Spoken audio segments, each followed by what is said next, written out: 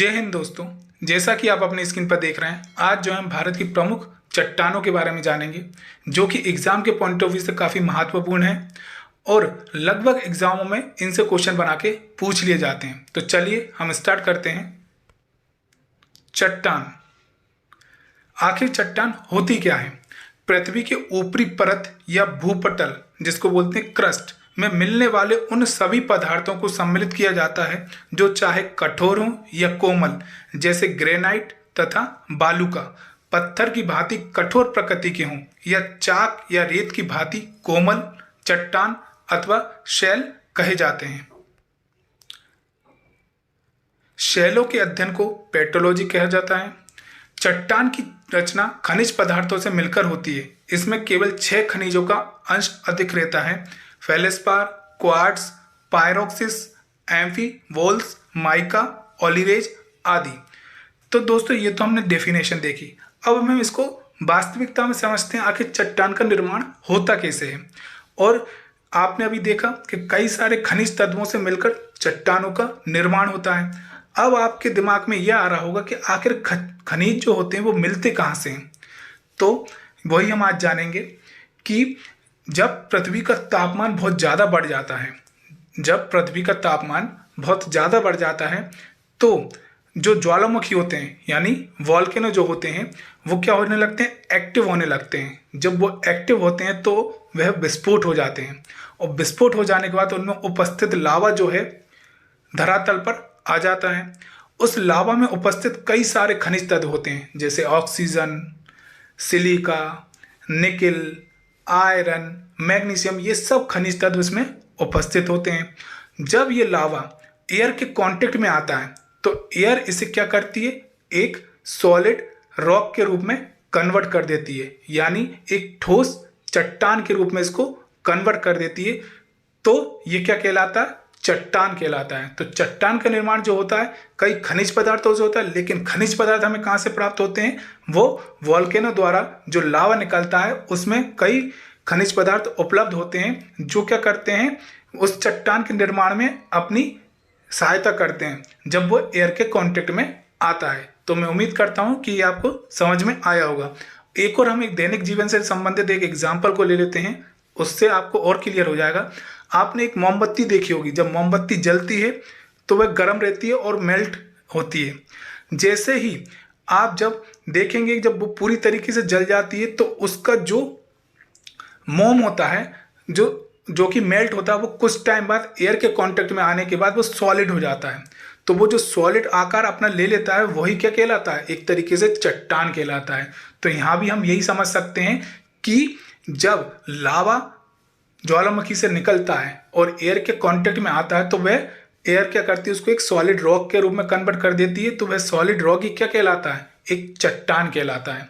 तो मैं उम्मीद करता हूं कि आपको ईजिली अब समझ आ गया होगा कि चट्टान का निर्माण कैसे होता है। तो चलिए आगे देखते हैं। जैसा कि आप ये देख रहे हैं, अब चट्टानों का महत्व।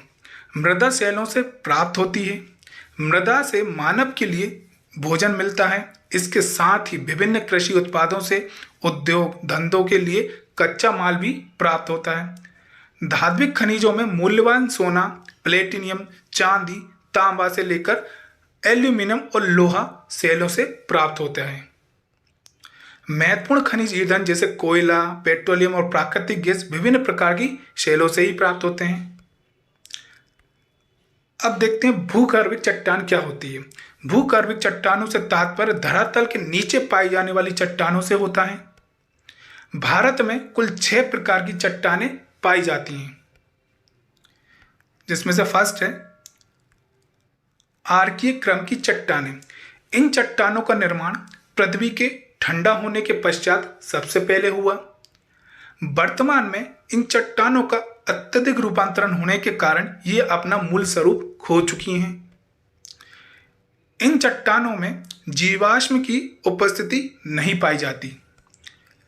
और ये देख रहे हैं आप, ये इस टाइप की चट्टान जो होती हैं वो आर्किन चट्टानें होती हैं।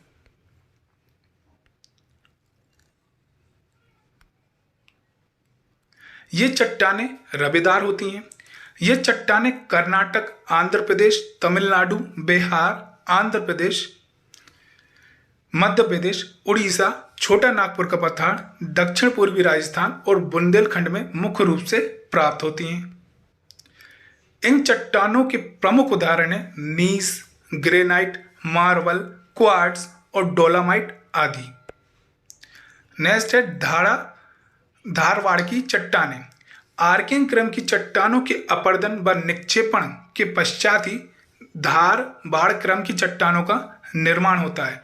मतलब जब जब आर्किन चट्टानें जो होती हैं उनका अपर्दन होने लगता है, निक्षेपण मतलब उनसे अलग हो जाती हैं, तो धारवाड़ क्रम की चट्टानों का ही निर्माण होता है।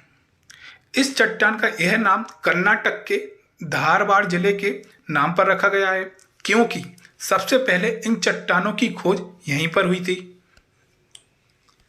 और ये धारवाड़ टाइप की चट्टानें हैं। इसके अलावा ये चट्टानें कावेरी नदी घाटी, जबलपुर की सासर पर्वतमाला, गुजरात की चापानेर पर्वतमाला, वेल्लारी और शिमोगा जिले जो कर्नाटक में स्थित हैं में भी पाई जाती है। ये चट्टानें आर्थिक रूप से समृद्ध हैं क्योंकि इनमें प्रमुख खनिज धातुएं हैं जैसे सोना, मैग्नीज, तांबा, जस्ता, क्रोमियम, टंगस्टन और लोहा इत्यादि पाई जाती हैं। उत्तर भारत में भी ये चट्टानें हिमालय की लद्दाख, जस्कर, गाढ़वाल और कमाऊ श्रेणी में पाई जाती हैं।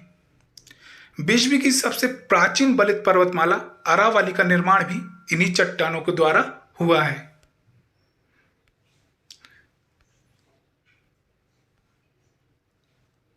नेक्स्ट है कुडप्पा क्रम की चट्टानें।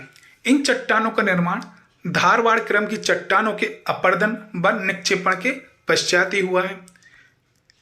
इस चट्टान का यह नाम आंध्र प्रदेश के कुडप्पा जिले के नाम पर रखा गया है, क्योंकि सबसे पहले इन चट्टानों की खोज यहीं पर हुई थी और ये कुडप्पा टाइप की चट्टानें हैं। इसके अलावा ये चट्टानें मध्य प्रदेश, राजस्थान और महाराष्ट्र में भी पाई जाती हैं। ये चट्टानें बलुआ पत्थर, चूना पत्थर, एस्बेस्टस और संगमरमर की चट्टानों के लिए प्रसिद्ध हैं। इन चट्टानों के अंतर्गत पाई जाने वाली धातुएं तांबा, निकिल और कोबाल्ट हैं। नेक्स्ट है विंध्यन क्रम की चट्टानें।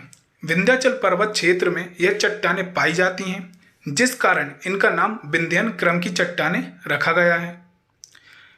इन चट्टानों में पाए जाने वाले बलुआ पत्थर, चूना पत्थर और संगमरमर प्रसिद्ध हैं, क्योंकि इनका उपयोग भवनों के निर्माण में किया जाता है। ये विंध्यन क्रम की चट्टानें हैं। लाल किला, जामा मस्जिद और सांची स्तूप जैसी कई ऐतिहासिक इमारतों का निर्माण इन चट्टानों से प्राप्त हुए पत्थरों के द्वारा ही किया गया है। मध्य प्रदेश में पन्ना की खान और आंध्र प्रदेश में गोलकुंडा की खान जो हीरे के लिए प्रसिद्ध हैं, वहां विंध्यन क्रम की चट्टानों का ही भाग है। इन चट्टानों में जीवाश्मों के सभी प्रमाण मिलते हैं। ये चट्टानें मालवा पठार, सोन घाटी और बुंदेलखंड आदि प्रदेशों में पाई जाती हैं। तो दोस्तों, मैं उम्मीद करता हूं कि ये वीडियो आपको काफ़ी पसंद आ रहा होगा।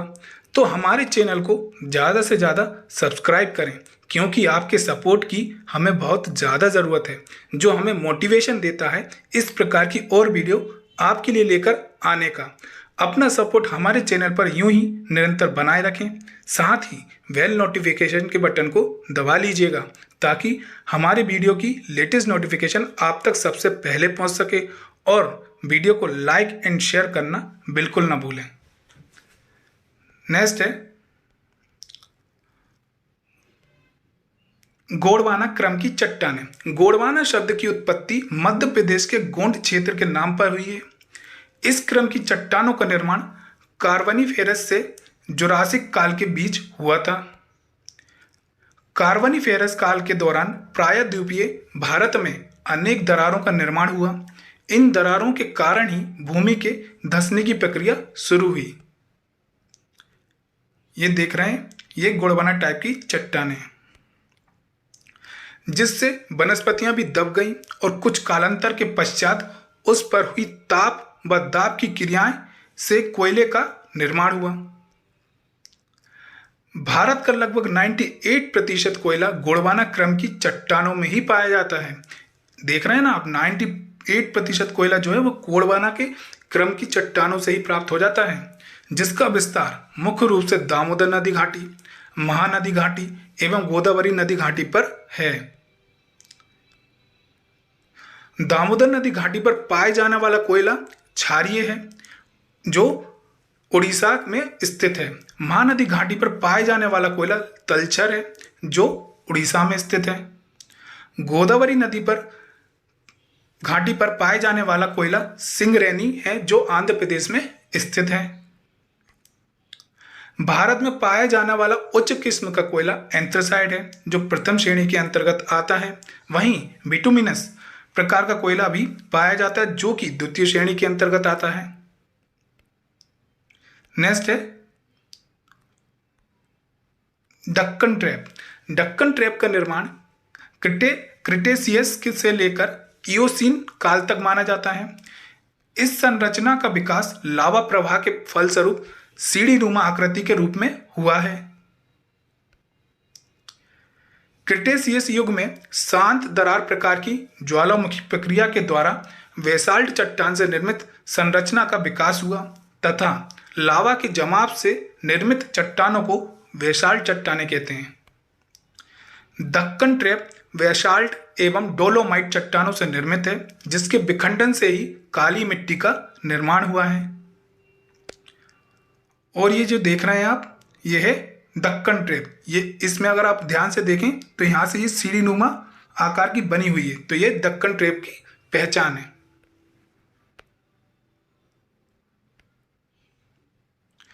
दक्कन ट्रैप का मुख्य भाग महाराष्ट्र राज्य में स्थित है। इसका लगभग 75 से 80% हिस्सा महाराष्ट्र में तथा इसके अतिरिक्त गुजरात के कठियावाड़ प्रायद्वीप, मध्य प्रदेश के मालवा पठार, छोटा नागपुर की राजमहल पहाड़ियाँ, तेलंगाना पठार, तमिलनाडु के कोयम्बटूर, मदुरई पठार और कर्नाटक के बंगलुरु, मैसूर पठार में भी बेसाल्ट चट्टान से निर्मित संरचना का विकास हुआ है। नेक्स्ट है टर्शियरी क्रम की चट्टानें। इस संरचना का विस्तार कश्मीर से लेकर असम तक है। इस क्रम की चट्टानों का निर्माण इयोसीन काल से प्लेओसीन काल तक हुआ है। असम, गुजरात व राजस्थान से मिलने वाला खनिज तेल इयोसीन और ओलिगोसीन काल की चट्टानों से ही प्राप्त होता है। इस काल क्रम में हिमालय पर्वत श्रृंखला का निर्माण निम्नलिखित क्रम में हुआ है, जो इस प्रकार है। बृहत हिमालय का निर्माण ओलिगोसीन काल के दौरान हुआ था। लघु या मध्य हिमालय का निर्माण मायोसीन काल के दौरान हुआ था। शिवालिक हिमालय का निर्माण प्लायोसीन काल के दौरान हुआ था। याद रखिएगा, काफी इंपॉर्टेंट फैक्ट है।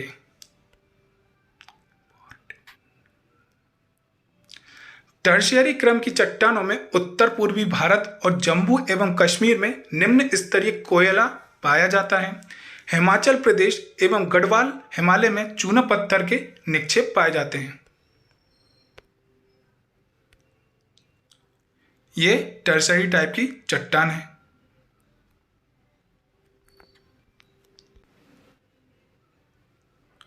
तो दोस्तों, मैं उम्मीद करता हूं कि आपको ये वीडियो काफ़ी पसंद आया होगा या आ रहा होगा।